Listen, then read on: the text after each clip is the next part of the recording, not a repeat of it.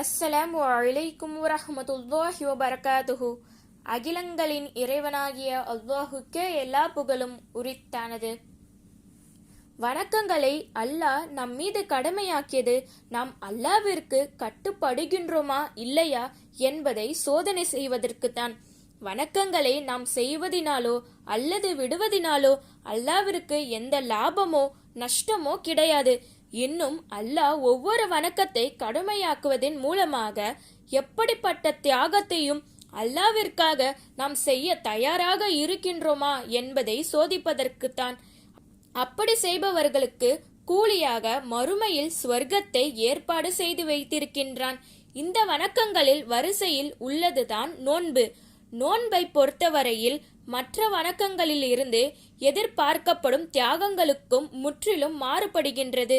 நோன்பு என்பது பசி, தாகம், இச்சை இவைகளை இறைவனிடத்தில் உள்ள நன்மையை எதிர்பார்த்தவராக நோன்பு மாதத்தின் பகல் நேரத்தில் கட்டுப்படுத்திக் கொள்வது.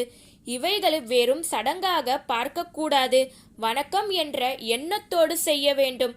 நோன்பின் நோக்கமே இறை அச்சத்தை ஏற்படுத்திக் கொள்வதுதான். எனவே நோன்பு விஷயத்தில் அல்லாவிற்காக நாம் அஞ்சுவது போன்று மற்ற எல்லா விஷயங்களிலும் எல்லா காலங்களிலும் அல்லாவை அஞ்சி வாழ வேண்டும். இந்த உயரிய நோக்கமின்றி வெறும் சடங்குக்காக செய்கின்றாரோ அதில் எந்தவித பிரயோஜனமும் இல்லை.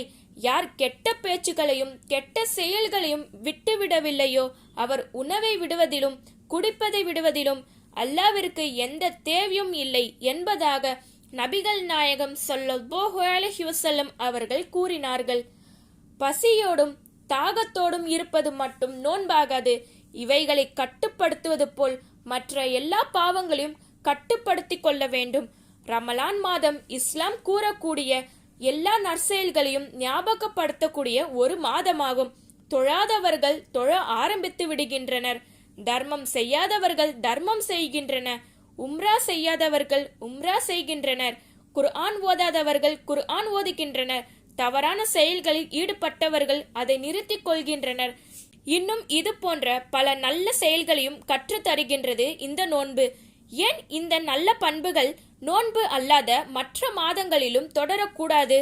நோன்பு மாதத்தில் எந்த இறைவனை அஞ்சி இந்த நல்ல செயல்களை ஈடுபட்டோமோ அவன் நோன்பு அல்லாத மாதங்களில் நாம் மரணிப்பதற்கு வாய்ப்பில்லையா?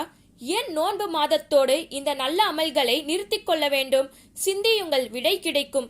நல் அமல்களை தொடர்ந்து செய்வதற்கு அல்லாஹ் நம் அனைவருக்கும் வாய்ப்பளிப்பானாக.